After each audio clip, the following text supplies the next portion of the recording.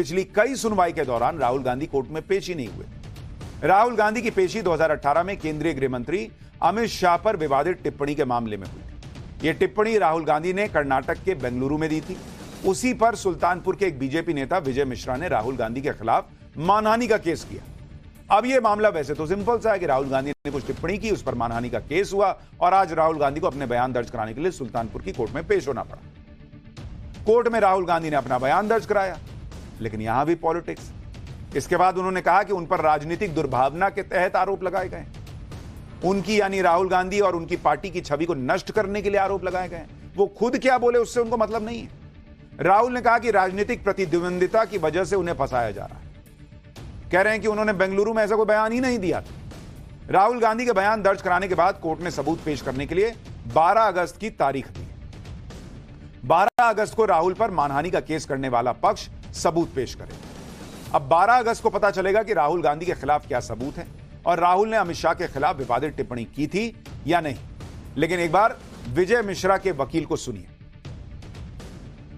अब 20 फरवरी से लगातार वो नहीं आ रहे थे, करीब 10 पेशी चला मुकदमा, उसके बाद नहीं आए। कोर्ट ने उनको यहाँ तक कहा कि यदि 26 जुलाई को नहीं उपस्थित होते हैं तो उनके खिलाफ जो है उत्पीड़न कार्यवाही किया जाएगा, इसलिए आज उनको आना पड़ रहा है अदालत में। राहुल गांधी की एक मुसीबत यह भी है कि एक पूरा इकोसिस्टम उनकी इमेज चमकाने में लगा है, लेकिन वो खुद को खुद ही एक्सपोज करने का कोई मौका नहीं छोड़ते। राहुल गांधी अब लोकसभा में नेता प्रतिपक्ष बन गए, लेकिन उनके व्यवहार में गंभीरता अभी भी वो वाली नहीं दिखती जो कि एक नेता प्रतिपक्ष की होती। बल्कि अब तो राहुल गांधी का भड़काऊ अंदाज देश के सामने बार बार आ रहा है। कल लोकसभा में कांग्रेस सांसद चरणजीत सिंह चन्नी और केंद्रीय मंत्री रवनीत सिंह बिट्टू भिड़ गए, जिसके बारे में मैंने आपको कल बताया था। चन्नी ने रवनीत सिंह बिट्टू के परिवार पर व्यक्तिगत टिप्पणी कर दी, जिसके बाद रवनीत सिंह बिट्टू जवाब देने के लिए वेल तक आ गए थे, लेकिन सत्ता पक्ष के सदस्यों ने बिट्टू को रोक लिया। इसके बाद लोकसभा में जमकर हंगामा हुआ। कांग्रेस के सांसद भी रवनीत सिंह बिट्टू की तरफ बढ़े। उस समय लोकसभा में राहुल गांधी मौजूद थे और राहुल गांधी कांग्रेस सांसदों को एक तरह से भड़काते हुए दिखाई दिया। आप तस्वीर देखिए, राहुल गांधी का यह इशारा देखिए, कैसे राहुल गांधी रवनीत सिंह बिट्टू तक को कह रहे हैं कि आओ आओ आगे आओ आओ आओ, और कांग्रेस सदस्यों को भी वेल में जाने का इशारा कर रहे हैं। एक तरफ राजनाथ सिंह हैं जो रोक रहे हैं, आप देखिए वहां पर उधर राजनाथ सिंह बैठे हुए हैं, वो बाद में उठकर रोकते हैं, समझाते हैं रवनीत सिंह बिट्टू को। और एक तरफ राहुल गांधी है, क्या हो ना आओ आओ, इधर यहां मारा मारी जैसी स्थिति बन रही है। नेता प्रतिपक्ष है, उनको रोकना चाहिए। वो क्या चाह रहे थे कि आज संसद की गरिमा तार-तार हो जाए?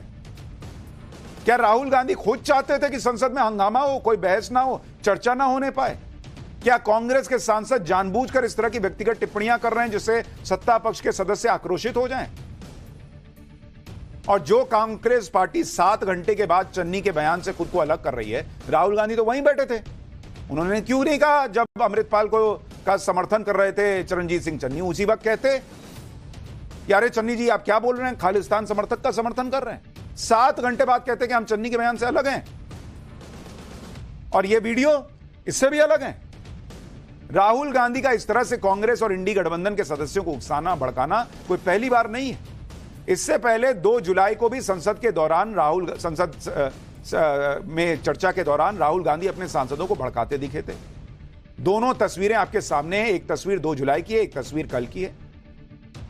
एक तो राहुल गांधी वहां ऐसे बैठते हैं जैसे लगता ही नहीं कि सदन में बैठे हैं, लगता है अपने घर के ड्राइंग रूम में बैठे हैं। और उसके बाद वही कि हंगामा करो, वेल में जाओ। 2 जुलाई को राष्ट्रपति के अभिभाषण पर प्रधानमंत्री मोदी बोल रहे थे और उस दौरान इंडी गठबंधन के सांसद लगातार नारेबाजी कर रहे थे। आप देखिए राहुल गांधी उस दिन भी कह रहे थे कि हे यू जाओ वेल में। यह नेता प्रतिपक्ष का व्यवहार है कि किसी भी तरह से प्रधानमंत्री को बोलने से रोक दिया जाए। लोकसभा स्पीकर ने उस समय राहुल गांधी को फटकार भी लगाई, लेकिन उसका कोई असर अगर हुआ होता तो कल जो तस्वीर आई वो ना आती। लेकिन खुद दूसरों को भड़काने और उकसाने वाले कैसे दूसरों पर भड़काऊ होने के आरोप लगाकर उन पर एक तरह का बैन लगाने और उन्हें खत्म करने का प्रयास करते हैं, इसका आज आपको एक बड़ा उदाहरण भी दिखाता हूं। कांग्रेस पार्टी नरेंद्र मोदी के राज को अघोषित इमरजेंसी बताती है, लेकिन अघोषित इमरजेंसी कैसी होती है मैं आपको बताता हूं। आप आरएसएस का ही मामला देख लीजिए। संघ की शाखाओं में सरकारी कर्मचारियों के शामिल होने पर 1966 में बैन लगा, जिसे अब जाकर मोदी सरकार ने हटाया है। इस पर ये लोग हंगामा कर रहे थे। लेकिन संघ पर बैन लगाने के मामले में अब बड़ी सच्चाई बाहर आ रही। मोदी सरकार ने संघ के कार्यक्रमों में सरकारी कर्मचारियों के शामिल होने पर लगे बैन को हटाया तो कांग्रेस और इंडिया अलायंस को बहुत आग लगी। लेकिन आज मध्य प्रदेश हाईकोर्ट ने संघ पर लगे बैन पर ऐसी ऐसी बातें कही हैं जिसे सुनकर कांग्रेस और उसके नेताओं के कान से धुआं फेंक देगा। आपको पता चलेगा कि अघोषित इमरजेंसी कैसी होती है। मध्य प्रदेश हाईकोर्ट ने एक याचिका पर सुनवाई करते हुए कहा है कि बार बार पूछने के बावजूद केंद्र सरकार कोई मटेरियल नहीं दे पाई, जिससे लगता है कि संघ के कार्यक्रम में सरकारी कर्मचारियों को शामिल होने से रोकने के लिए कोई सर्वे या स्टडी थी जिसके आधार पर संघ को बैन संगठनों की लिस्ट में डाला गया हो। ऐसा लगता नहीं। क्या ऐसा कोई मटेरियल वाकई अस्तित्व में था या सिर्फ उस समय की सरकार ने ऐसे संगठन को कुचलने के लिए आदेश जारी किया जो उनकी विचारधारा से सहमत नहीं था? सरकार ने यह कैसे मान लिया कि अगर कोई कर्मचारी आरएसएस के कार्यक्रमों में शामिल होता तो वो सेक्युलरिज्म के खिलाफ हो जाएगा? कोर्ट ने बार बार पूछा कि संघ पर बैन लगाने के पीछे क्या आधार था बॉस, इतने साल बैन लगाए रखे, लेकिन किसी भी सुनवाई में केंद्र सरकार कोई जवाब नहीं दे पाई। सोचिए, बिना किसी रिसर्च, बिना किसी स्टडी या बिना किसी डेटा के संघ के कार्यक्रमों और शाखाओं में केंद्रीय कर्मचारियों के शामिल होने पर सालों साल का प्रतिबंध लगा इस देश में। यह अघोषित इमरजेंसी नहीं थी तो क्या था बॉस? इतना ही नहीं, मध्य प्रदेश हाईकोर्ट ने इसके बाद सरकारी कर्मचारियों के संघ के कार्यक्रमों में शामिल होने पर लगे बैन पर अपनी बात कही। कोर्ट ने कहा कि यह बात बहुत दुर्भाग्यपूर्ण है कि साल 1966, 1970 और 1980 में आरएसएस को सामाजिक और सांप्रदायिक संगठन मानकर सरकारी कर्मचारियों के संघ की शाखाओं में जाने और उनकी गतिविधियों में शामिल होने पर रोक लगाई गई। कोर्ट कह रहा है कि यह बहुत दुर्भाग्यपूर्ण हुआ है संघ के साथ। कोर्ट ने इस बात पर अफसोस जताया कि केंद्र सरकार को अपनी गलती का एहसास होने में 50 साल लग गए कि आरएसएस जैसे अंतर्राष्ट्रीय स्तर पर प्रसिद्ध संगठन को गलत तरीके से प्रतिबंधित संगठनों की सूची में रखा गया। तत्कालीन केंद्र सरकार के पास कोई शोध, रिपोर्ट, सर्वे या आंकड़े थे ही नहीं जिसके आधार पर आरएसएस की गैर राजनीतिक गतिविधियों में केंद्र के कर्मचारियों की भागीदारी पर प्रतिबंध लगाया जाना चाहिए था।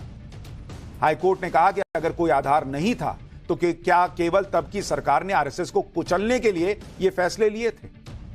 यह कोर्ट कह रहा है, हाईकोर्ट कह रहा है बॉस।